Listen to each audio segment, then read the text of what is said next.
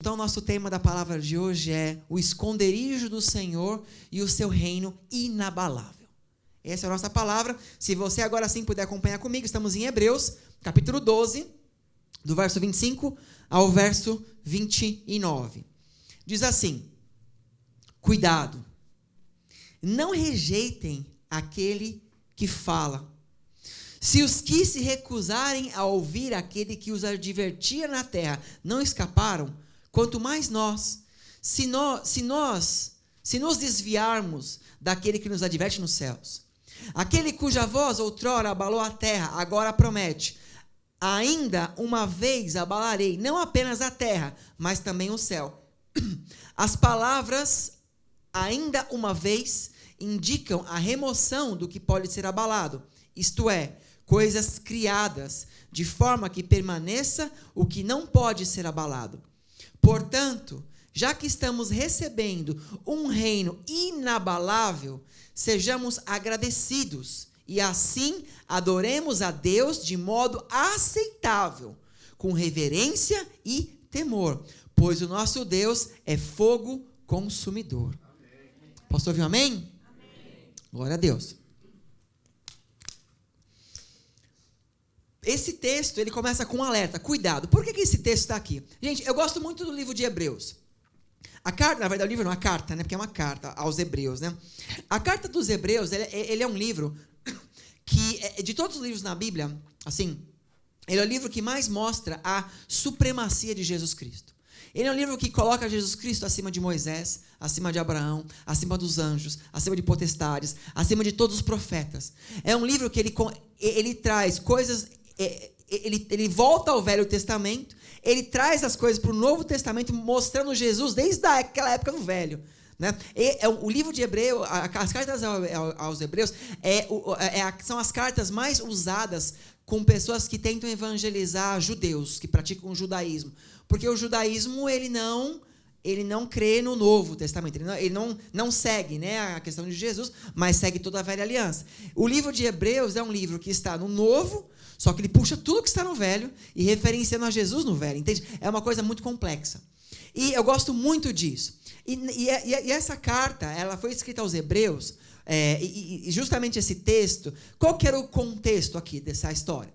O contexto é o seguinte, essa carta foi escrita para judeus, né, que eles se converteram ao cristianismo, eles praticavam o cristianismo, mas eles eram judeus. Só que, com o passar do tempo, esses judeus, eles começaram a sentir falta daquela pompa do culto judaico, né? Sentir falta daquele conforto de estar ali no templo judaico, né? De receber ali a palavra do sacerdote. Eles começaram a sentir uma necessidade de voltar atrás, mais ou menos isso. Né? Como se aquilo, né, fosse o que fosse preenchido. Então, não se tem 100% de certeza que foi o apóstolo Paulo que escreveu essa carta. Né? Muitos historiadores dizem que sim, outros dizem que não.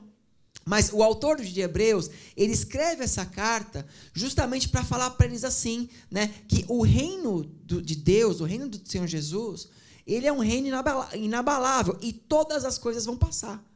Mas a única coisa que vai durar é isso, né? Então, para que a gente possa entender um pouco essa questão de reino inabalável, para nós, né, nós não vivemos num reino físico, né? Então, para a gente às vezes entender como que é estar num reino, acho que o mais próximo de reino que a gente tem hoje, assim, que a gente possa pensar, é o Reino Unido, né? Que tem ali, né? Quais são os países da Inglaterra, Escócia, País de Gales e Irlanda do Norte. São esses 4, acho, né? Bom, se não fosse, vocês perdão, mas eu acho que são esses 4, né? Então, são esses reinos que estão ali. Mas a gente precisa entender um pouco do que é um reino inabalável. Para a gente entender um pouco de reino inabalável, a gente precisa aprender hoje a entender um pouco de reino abalável. Então, vamos pensar um pouco na história do cristianismo. A gente lembra, por exemplo, do reino da Babilônia, o reino de Nabucodonosor. Nabucodonosor, ele invade, então, a parte sul, né, a região de Judá, e Levi, e ele leva todo mundo preso, leva todo mundo cativo, entra no templo do Senhor, destrói tudo, leva tudo embora, o povo fica preso, era um reino extremamente poderoso. Agora eu pergunto para vocês, onde está esse reino hoje? O que aconteceu com a grande Babilônia, que demolia os seus inimigos, né? Hoje a região da Babilônia é a região do Iraque. E o que tem no Iraque? Tirando o petróleo, que o mundo quer acabar com o petróleo, mas o que sobrou? O que sobrou desse reino? E os assírios, que também levaram a região norte de Israel preso. Se você ler o livro de Abacuque, fala muito dos assírios, que eles eram extremamente fortes e violentos. Eles tinham uma astúcia de guerra absurda. Onde está o reino da Assíria? O que é a Síria? Onde está a Síria hoje? Né? O que você pode pensar a respeito dessa região? E quem mais? E o Egito? E o Egito? Foi um reino que dominou e, enfim, era extremamente forte também. Ali que nasceu, até hoje, o que sobrou de lá talvez, que ainda tem na nossa cultura, são as pirâmides e a sua história. O Egito é um país pobre que vive do passado. Vive comercializando o turismo do passado. Não existe mais um reino naquele lugar. Não existe mais um exército naquele lugar. O reino que ali estava acabou, terminou. E o Império Persa, de Assuero, do livro de Esther, que era um reino que ele decidia quem vivia e quem morria. Se você entrasse na presença do rei Assuero, sem ser chamado, você podia ser morto. Tanto é que Esther, o livro de Esther conta que Esther, ela queria libertar o povo, então ela precisava que o rei desse um comando ali, ajudasse. Só que ela só podia entrar na presença do rei se o rei a chamasse. Fazia 1 ano que o rei não chamava. Esther entra num jejum chamado jejum emergencial, 3 dias, sem comer e sem beber. E ela fala assim: irei na presença do rei. Se tiver que morrer, morrerei. E ela entra na presença do rei. O rei, se ele baixar seu cajado, ela morria, né? E ele levanta o cajado, ela não morre. E salva o povo. Quer dizer, onde está o reino persa? Quando a gente fala em persa, você lembra de tapete persa, talvez. Né? Mas onde está este reino hoje? E o reino grego? Dos espartanos, com todo o seu panteão de deuses. O que é a Grécia hoje? Onde está esse exército? Onde está o reino da Grécia? E Roma? Roma, o que aconteceu com Roma? Vai me dizer, tem o Vaticano lá, mas onde está o exército de Roma? Que abalavam as nações. Humanamente falando, estou dizendo. Então, hoje você só encontra ruínas. Mas existe um reino que ele veio para ficar e ele é eterno, que é o rei do soberano nosso Senhor. O reino dele é um reino inabalável. É um reino inabalável que não importa o que aconteça, ele continua sendo rei. Amém? O reino nos diz, quando a gente fala em reino, nós entendemos que para ter um reino tem que existir um soberano. Existe um soberano e existe os seus súditos, ou, enfim, a sua geração, a sua prole. Nós fazemos parte de um reino que ele é inabalável. E não importa o quanto o mundo trema, estremeça, o quanto aconteça, fazemos parte de um reino que não acabará jamais. Porque este reino não é daqui. Esse reino é de lá. Amém? Esse reino é de lá. Amém? No capítulo 17 do livro de Lucas, no verso 20, diz assim: certa vez, tendo sido interrogado pelos fariseus sobre quando viria o reino de Deus, Jesus respondeu: o reino de Deus não vem de modo visível, nem se dirá, aqui está ele, ou lá está, porque o reino de Deus está entre vocês. Entre vocês. Aqui o próprio Jesus está dizendo assim, na verdade, o Jesus representa o reino, Diz assim, o reino já está entre vocês. O reino do Senhor, ele é algo que você não vê. Não é um lugar. Não é um lugar físico, amém? Eu já ministrei isso outras vezes, isso não é novidade para você, mas só para a gente estar no contexto, amém? O reino de Deus, ele é algo espiritual, mas é algo espiritual que é tão real como se você pudesse tocá-lo. Amém? Agora, para que um reino ele seja estabelecido, né, entendemos que o reino de Deus, ele é o Senhor Jesus, mas para que nós entendamos, para que o reino seja estabelecido, nós precisamos que o rei esteja no lugar certo. O rei tem que estar no trono.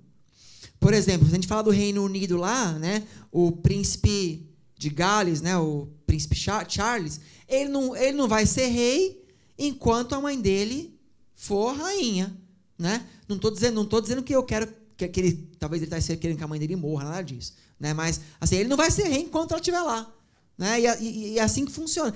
Quando alguém ocupa um lugar, né, ele torna-se soberano.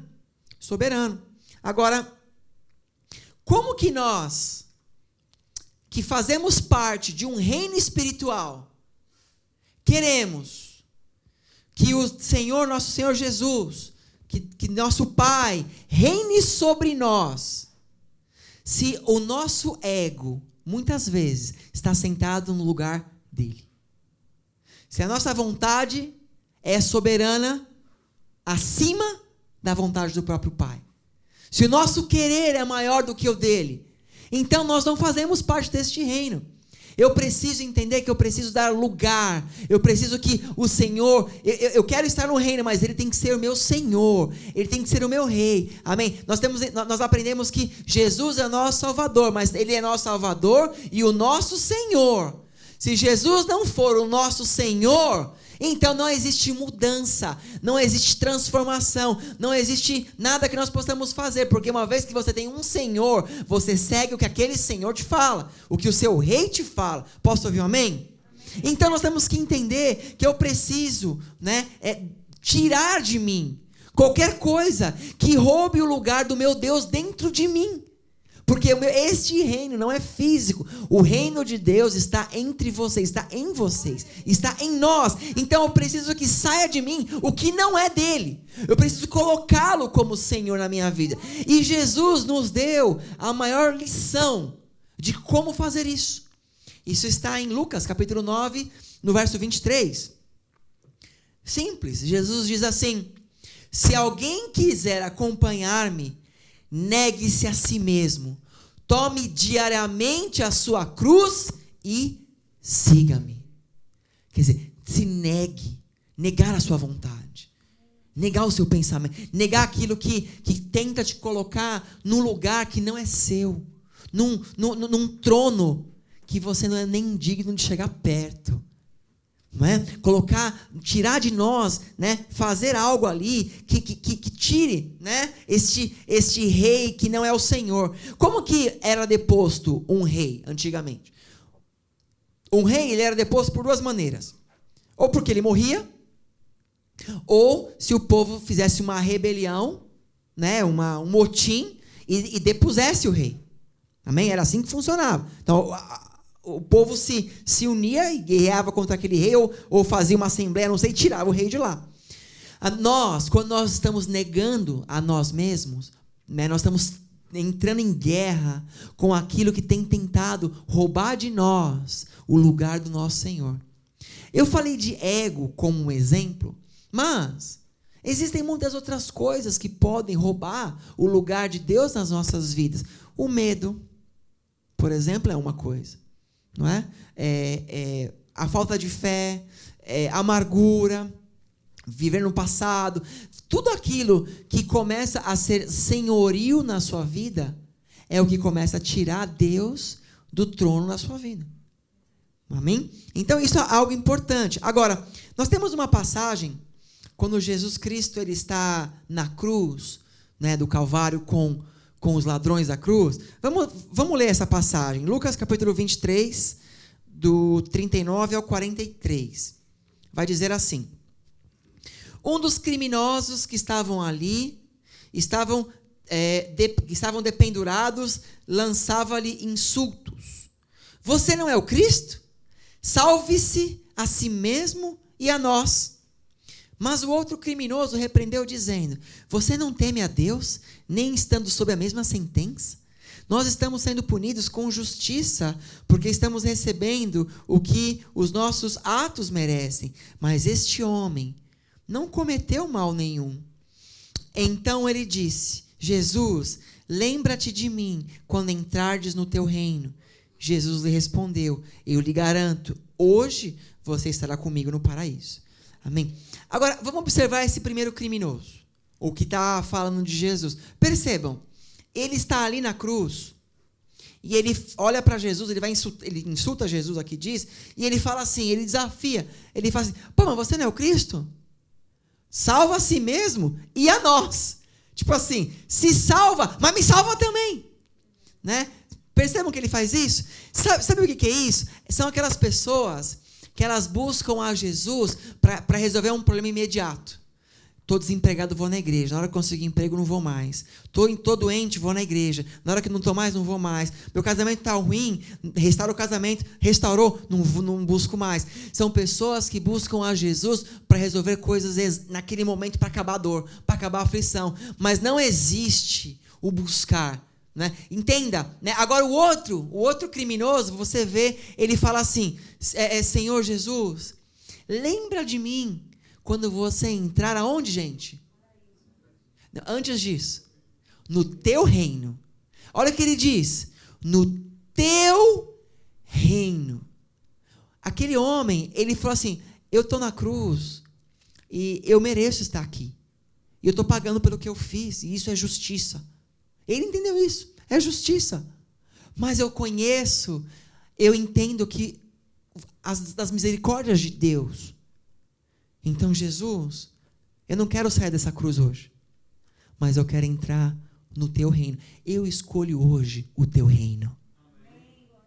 Você entende? Ele não queria um Jesus imediatista para resolver um problema de uma doença, para resolver o problema financeiro. Ele queria o reino, porque ele sabia que o reino era eterno. O problema de você resolver um problema imediato é que se você resolve o problema imediato, Deus ele resolve, Deus é bom. Só que se você não está no reino, você vai ter outros problemas e outros problemas. Você vai viver sempre tendo problemas. Então você fica... Agora, quando você entra no reino, não estou dizendo que você não tem mais problemas, você ainda tem problemas. Só que você tem um Senhor que você clama e Ele te ajuda. Ele resolve, Ele te dá força. Amém? Você é suportado por Ele. Por quê? Porque você está no reino. Você está na proteção desse rei. Você está naquele lugar. Quantos estão me entendendo aqui? Amém? Então, isso é algo extremamente importante. Agora, tão importante quanto entender o reino... Tão importante quanto entender o reino, é importante entender o rei. Entender o rei. Eu tenho dito em algumas palavras, né, a respeito de que Deus é Pai. Amém? Nós temos que entendê-lo como Pai. E para a gente entender Deus como Pai, e entender Deus como Senhor, como Criador, a gente precisa conhecer este Deus. E você entende, conhecer significa você caminhar, não é isso? Se eu não conheço o meu Pai, eu não sei o que o agrada. E o que me agrada não necessariamente é o que agrada ao meu Pai. Quantos estão me entendendo? Então nós temos que aprender a conhecer o nosso Pai. Temos que aprender a conhecer o nosso Senhor. Eu acho que não tem vários textos muito bons para que a gente pudesse estudar. Eu senti no coração de nós lermos o Salmo 91. Se você puder abrir o Salmo 91, eu acho que é algo assim que a gente vai poder mastigar e entender um pouco do nosso Senhor através desse salmo. Então nós vamos começar em Salmo 91, do verso 1 ao verso 2. Esse é um salmo que muitas pessoas, né, não nós aqui, mas deixa a Bíblia aberta em cima da geladeira, né, para proteção, né? Transforma a Bíblia numa mandinga, tá amarrado. Se você já fez isso, baixa a cabeça aí e pede perdão, tá bom? Mas tem gente que usa isso como mandinga, né? A Bíblia amarela, o resto branquinho as páginas, né? Mas enfim, Salmo 91, 1, diz assim: aquele que habita no esconderijo do Altíssimo. A minha tradução vai estar diferente, essa aqui é a NVI, eu vou usar a Almeida Corrigida Fiel, porque está melhor do que a NVI, tá bom? Mas ó, aquele que habita no esconderijo do Altíssimo, a sombra do Onipotente descansará. Direi do Senhor, Ele é o meu Deus, o meu refúgio, a minha fortaleza, e nele confiarei. Entendam, ele fala assim, aquele que habita no esconderijo do Altíssimo. Aquele que, onde você habita é a sua casa, não é isso? Você habita na sua casa. Então, quer dizer, aquele que habita no esconderijo do Altíssimo, ele mora onde o Altíssimo está. Ele está com o Altíssimo. A identidade dele, o endereço dele é o Altíssimo. Entende? Então, isso é uma coisa que ele começa, aí ele fala assim, né? Que a sombra do Onipotente, do Todo-Poderoso, a sombra do Todo-Poderoso, ele descansa. Por quê? O Todo-Poderoso, acho que não tem nem muito como traduzir. Todo-Poderoso, não tem nada maior do que isso. Fala que a sombra dele te protege. É intransponível. Diz que a presença dele é uma fortaleza. Não existe, se você está naquele lugar, nada te abala, nada te ataca, nenhuma flecha chega em você, nenhum pensamento maligno. Você está no melhor lugar desta terra. É um lugar que você quer estar para o resto da sua vida. Como diz o louvor, quando você entra no Santo dos Santos, não existe outro lugar que eu quero estar. Quem já foi no Santo dos Santos não tem outro lugar. Quando você entra, né? Você quer estar ali. Amém? Então, o nosso Senhor, Ele é poderosíssimo. Não existe. Por isso que o reino dele é um reino inabalável. Amém? E nós habitamos nesse esconderijo. No versículo 3 diz assim: porque Ele te livrará do laço do passarinheiro e da peste perniciosa. Aqui diz do laço do caçador e do veneno mortal. Mas a maioria das pessoas, a maioria das Bíblias, está livrará do laço do passarinheiro. Quando já ouviu essa expressão? Você sabe o que um passarinheiro faz? Ele pega passarinhos. Sabe como que o passarinheiro do Oriente Médio faz? Né? Baseado nesse texto, eles faziam assim. Na época de escassez de sementes para os pássaros em determinada região, era o momento mais adequado para um passarinheiro pegar o passarinho. O que ele fazia? Ele pegava um galho de uma das árvores que os passarinhos estavam, ele passava um tipo de uma cola em todo esse galho e colocava as sementes que o passarinho mais gostava. E ele colocava esse galho no meio dos outros. Então, o passarinho, ele vinha, ele olhava para aquele galho, ele voando, ele já olhava, mas ele não pousava ali porque ele achava estranho. Ele falou, como é que só um galho, o passarinho ele entende assim, como é que só um galho está cheio de semente e o resto não está? E ele passa e fica ali, e vai embora. À tarde, ele volta. E quando ele volta, ele olha, só que a fome dele é grande, a vontade dele é grande, então ele vai chegar mais perto.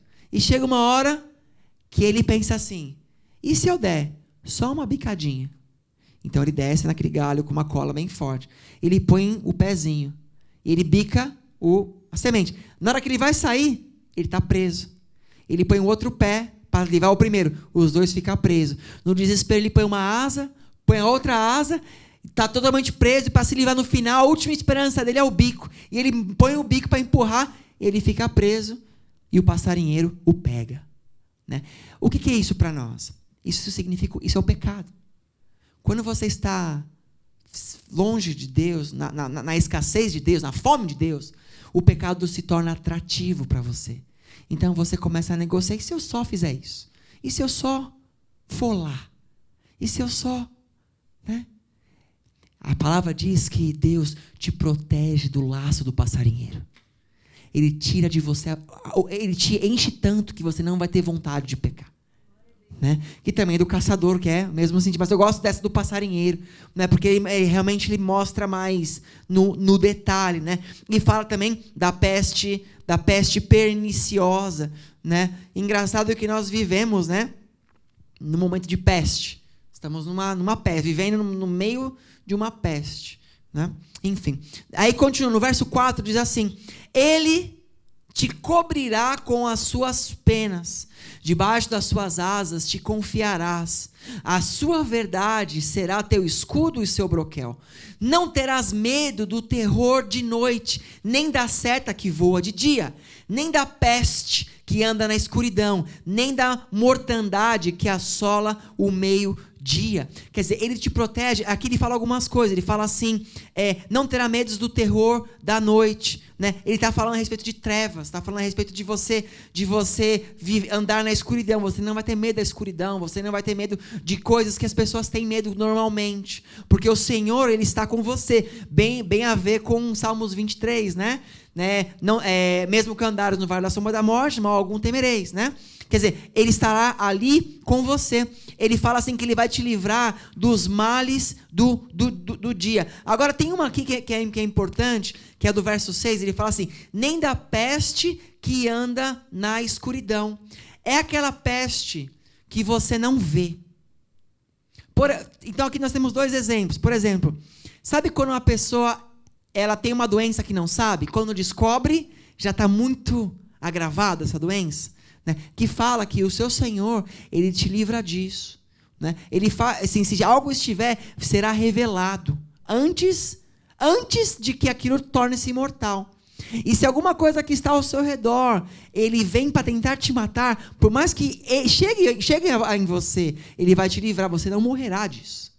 Né? Então ele fala assim, em resumo, ele fala assim, aquele que está debaixo das minhas asas não temerá mal algum. Não existe medo. Não existe, né? Aqui ele fala, né, a seta do meio-dia. Aqui tem uma conotação espiritual demoníaca, que eu não vou entrar, mas a seta do meio-dia é aquela sensação assim, você descobriu que tem uma doença, por exemplo, tá? Você descobriu que tem uma doença e você está com medo de morrer daquilo. Então aquilo você sabe que tem e está com medo de morrer. Né? Fala que ele te livrará disso. Né? Enfim, aí vem no verso 7, 1000 cairão ao teu lado, 10.000 à tua direita, mas não será atingido. Somente com os teus olhos, olha só, somente com os teus olhos contemplarás e verás a recompensa dos ímpios. Fala assim, os seus inimigos virão contra você. Ele não diz que não virão, mas eles vão cair do seu lado e você não vai ter que fazer nada. A única coisa que você vai fazer é ver que o inimigo caiu, porque quem te livrou foi o seu Senhor. Esse é o nosso Pai. Esse é o nosso Rei. Amém? E ele continua a falar assim, porque tu, ó Senhor, és o meu refúgio, no Altíssimo fizeste a tua habitação. Ele está no alto, ele vê tudo. Nada surpreende a Deus. Nada. Nenhuma estratégia maligna. Nada. Porque Deus, ele vê o que você não vê. E quando você está no reino, ele te traz para este lugar. E você começa a despertar de coisas que as pessoas dormem. E quando você desperta de coisas que as pessoas dormem, e quando você está desperto, você tem a maior chance de você se livrar de um mal que você não viria chegar antes. Porque Deus abre seus olhos. Isso é importantíssimo. Entendedores que entendam. Vamos lá. Continua aqui. Porque os seus anjos... Olha isso. Verso 10. Nenhum mal te sucederá. Nenhuma praga chegará na sua tenda. Ou nenhuma praga chegará na sua casa. A sua casa é seu refúgio. A sua casa é casa de Davi. A sua casa é onde está a arca da aliança do Senhor. Proclame o Senhor na sua casa. Né? A sua casa, gente, é o melhor lugar do mundo. Olha só, você pode viajar. Vamos imaginar que não existe pandemia, não existe nada, estamos tudo bem. Aí você vai viajar lá, a galera que gosta muito de ir para Orlando. Apesar que eu acho que a galera aqui gosta mais de ir para o Brasil, eu acho, tem essa impressão. Né? A galera gosta de viajar. Aí você viaja é muito bom. Né? Você vai para um hotel muito bacana. Você curte a viagem e tal. Mas passa um tempo. Você sabe o que você quer? Sua casa. Passa um tempo, você quer a sua casa. Por quê? Por que você quer a sua casa? Porque sua casa é melhor que o hotel? Talvez fisicamente não. Mas a sua casa é seu refúgio. A sua casa é seu descanso. A sua casa é onde habita o Senhor. Você está num hotel com um monte de gente que proclama um monte de coisas que não proclamam o Deus, mas na sua casa, somente o nome do Senhor é exaltado. Então a sua casa é melhor do que qualquer outra coisa. Amém? Não é assim, gente? Eu estou errado. Não é? É assim. Então, nenhum mal te sucederá, nenhuma praga chegará à sua tenda.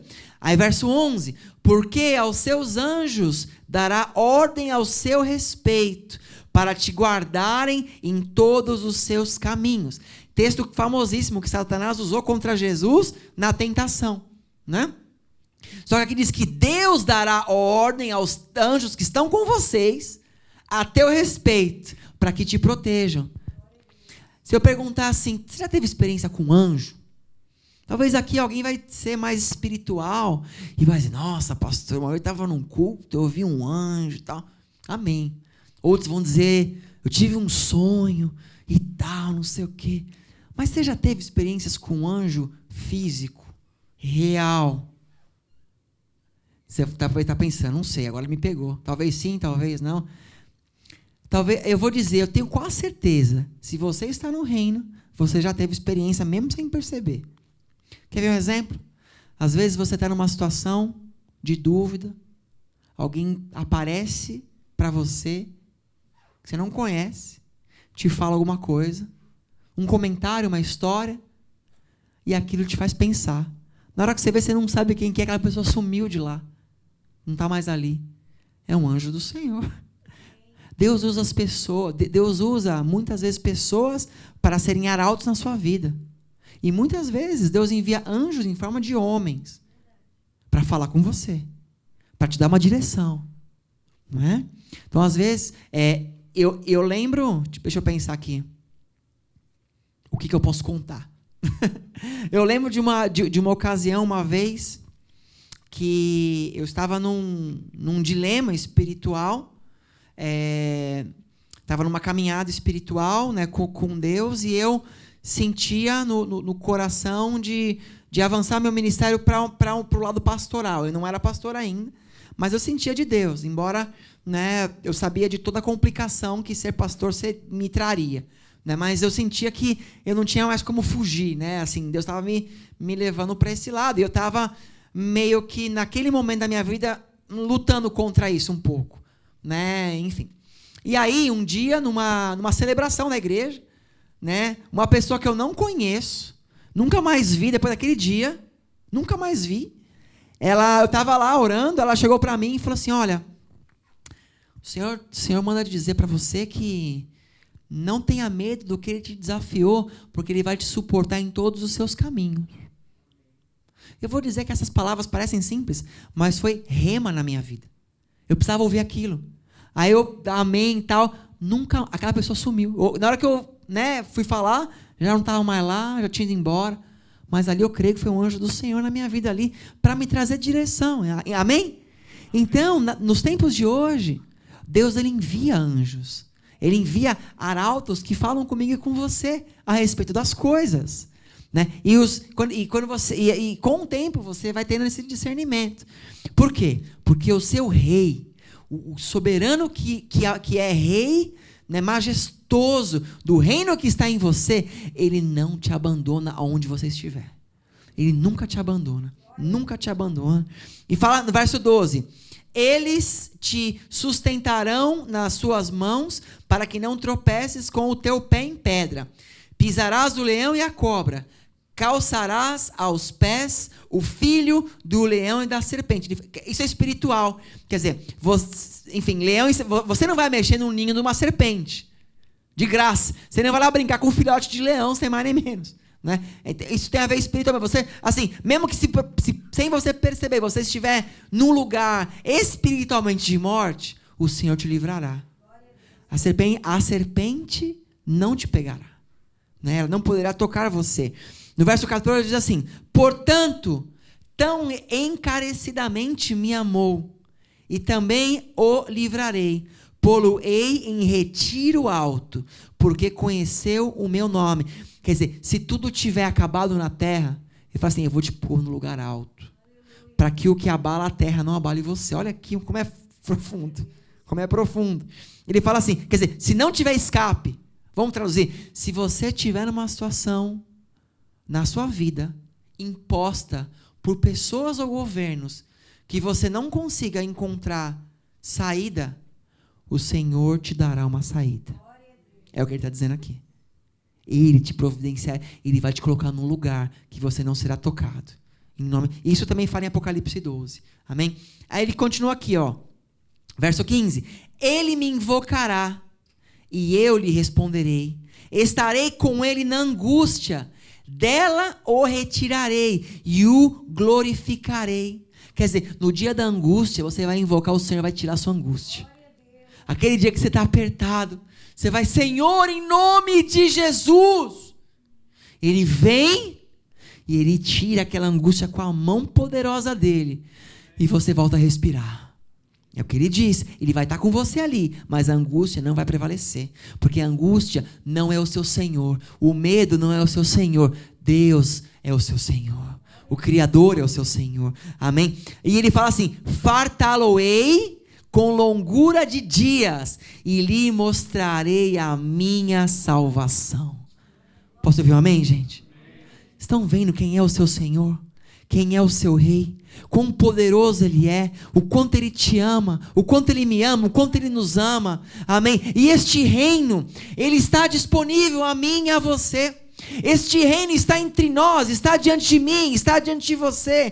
Para usufruirmos deste reino, temos que colocar o rei assentado no nosso reino, dentro de nós, no reino que está em nós, porque este reino é espiritual. E há muito tempo este reino vem sido falado. Lá em Salmos, em Mateus, capítulo 3, do 1 ao 2, João Batista diz assim: naqueles dias surgiu João Batista pregando no deserto da Judéia, e ele dizia: arrependam-se, porque o reino dos céus está próximo. E o que me chama a atenção é que Jesus passa a pregar a mesma coisa. Em Mateus 4:17, Jesus fala assim: daí em diante, Jesus começou a pregar: arrependam-se, pois o reino dos céus está próximo. O reino dos céus é o reino de Jesus. É o reino do Senhor. Você vê que o ladrão da cruz, lá em Lucas, alguma coisa 42, Lucas 23, 42, ele fala para Jesus assim: lembra-te de mim quando entrares no teu reino. Jesus não fala assim: não, está amarrado, esse reino é do meu Pai. Não, ele é isso mesmo. É o meu reino.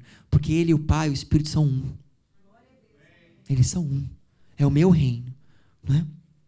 É o reino de Jesus. Em João 18:36 fala assim: disse Jesus, o meu reino não é deste mundo. Se fosse, os meus servos lutariam para impedir que os judeus me prendessem, mas agora o meu reino não é daqui. O reino do Senhor não é neste lugar. Só que é engraçado isso, parece que é confuso. O reino não é aqui, ele está no reino dos céus. Só que você, uma vez que você aceitou o Senhor Jesus como seu Senhor, parte deste reino passou a estar em você. Todos os benefícios desse reino passou a estar em você aqui na terra. Então a proteção do Pai, a comunhão com o Espírito, a comunhão com Jesus, passou a estar com você. Quando eu coloco neste reino que está em mim, outro Senhor como Rei, que não é o meu Senhor, então este reino ele cai, ele desmorona, ele não tem mais poder. Porque um outro Senhor passa a ser o seu Senhor. Então, por isso que o nosso coração ele tem que estar sempre glorificando ao nosso Pai, como o nosso Senhor, sempre em nossos corações. Isso é extremamente importante para que os benefícios do reino, eles estejam sobre nós, porque tudo isso vai acabar.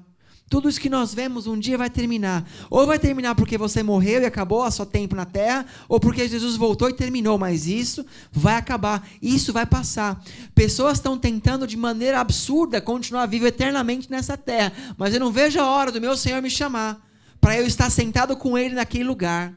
Amém? Quando eu sento com Ele se revela a mim. Lembram da passagem de Emaús? Quando Jesus ele vai andando com os discípulos, né? Até a casa que eles estavam. Jesus vai pregando para eles e tal, vai falando desde Moisés até todos os profetas.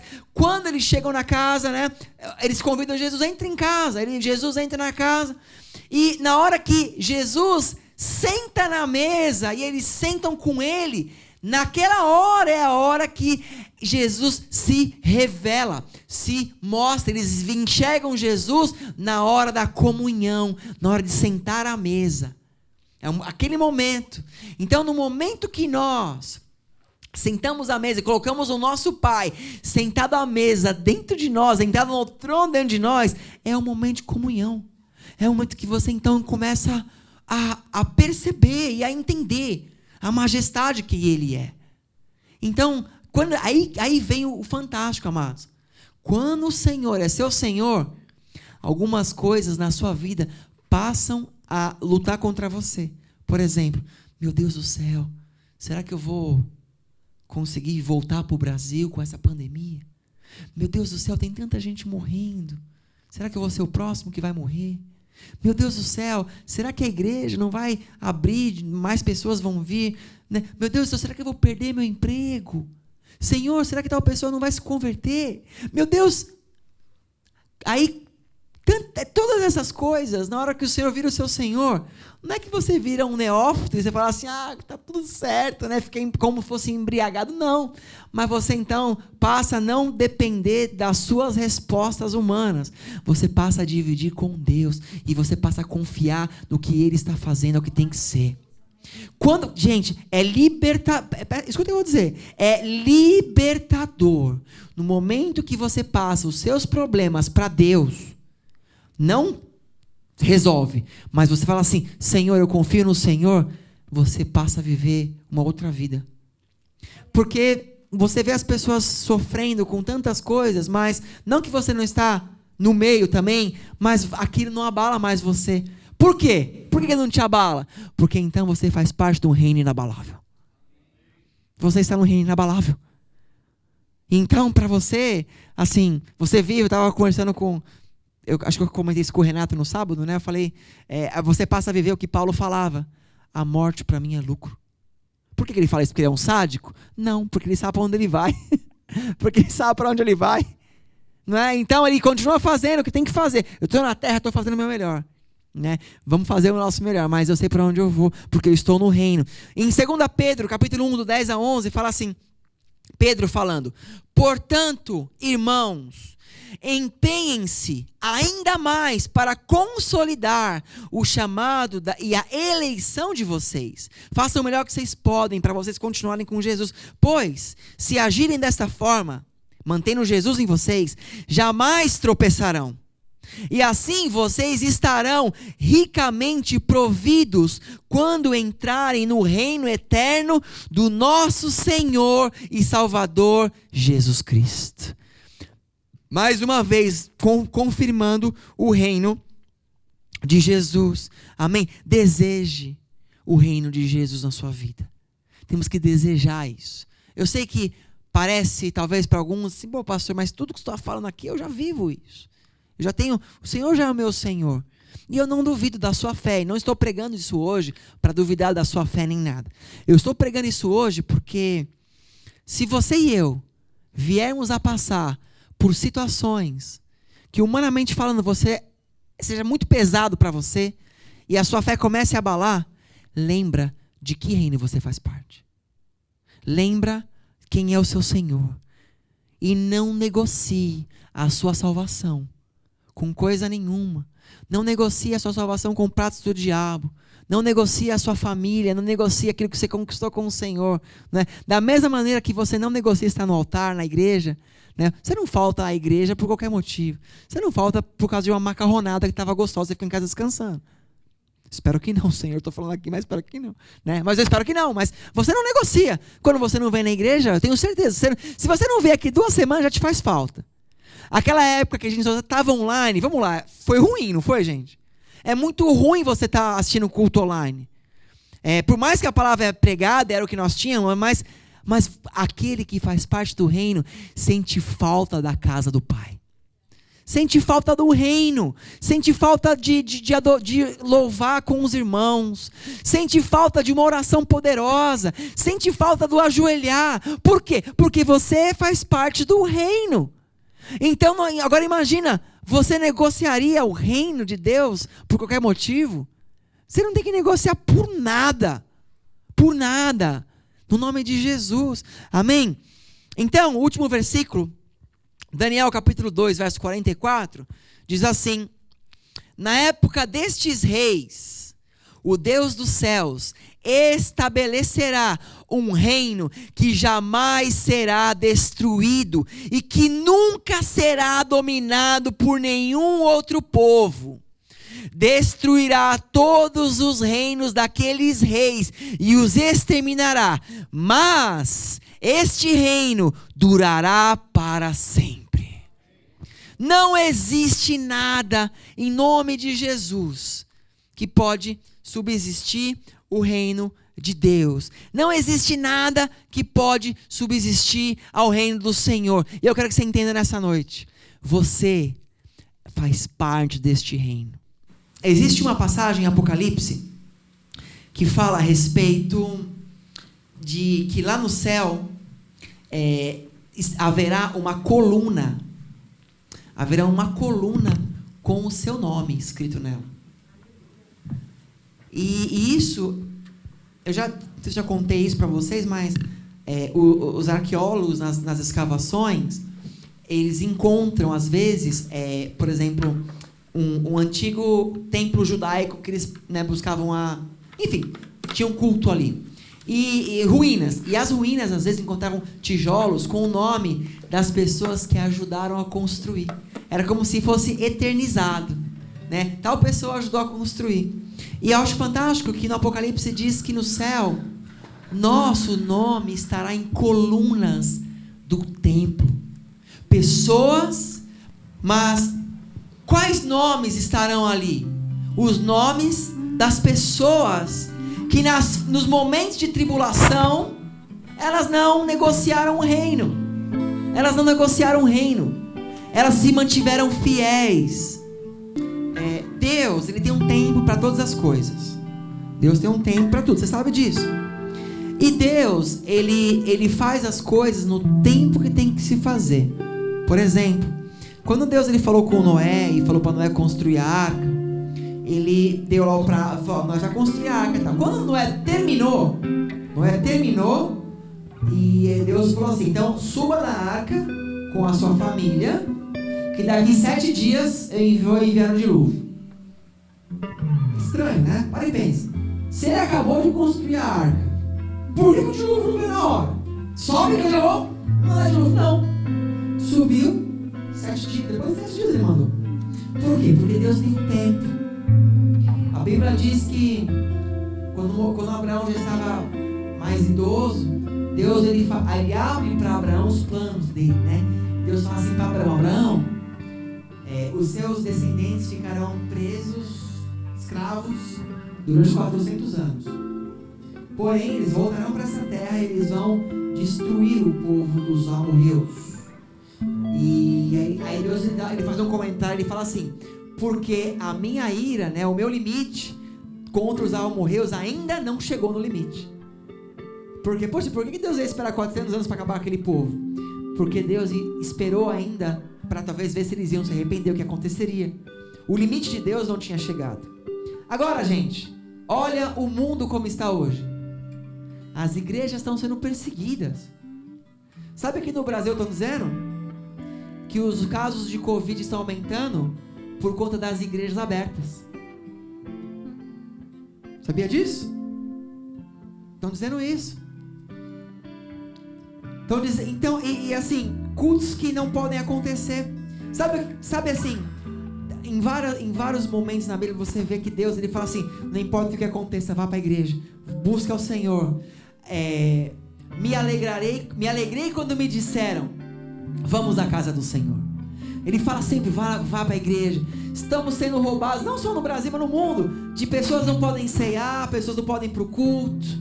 Né? Tanta coisa acontecendo. Sabe o que está acontecendo com isso? A ira do Senhor está cada vez maior. Então, esse tempo que vivemos está abreviando a volta de Jesus. Porque quando a ira do Senhor chegar no seu limite, então tudo que tem que acontecer, acontecerá.